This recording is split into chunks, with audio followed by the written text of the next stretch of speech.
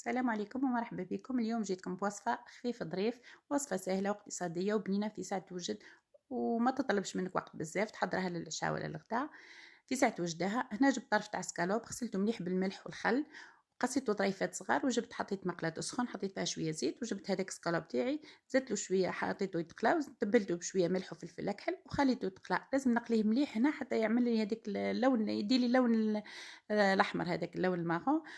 ونحيه نحطه في صحن، ونفس المقلاه حطيت فيها رص تاع بصل كنت ربيته وسنين توم، وحطيت لهم ملح وفلفل أكحل وشوية فلفل أحمر، وخليتهم تقلاو مليح مليح حتى دابوا. زدت لهم كاس ماء، نص كاس ماء، وخليتهم تكتكوا مليح. من بعد كي طيب هذاك البصل ويسيب هذاك لاصوص تاعو، زدت عليه هذاك سكالوب اللي كنت قليت وخليتهم يتكتكوا مع بعضها. وهنا عقدتهم بعلبة تاع كريم فريش وحركتهم مليح حتى تخلطوا هذوك المكونات في بعضها. وزدت لهم طرف تاع فرماج، هنا أنا عندي فرماج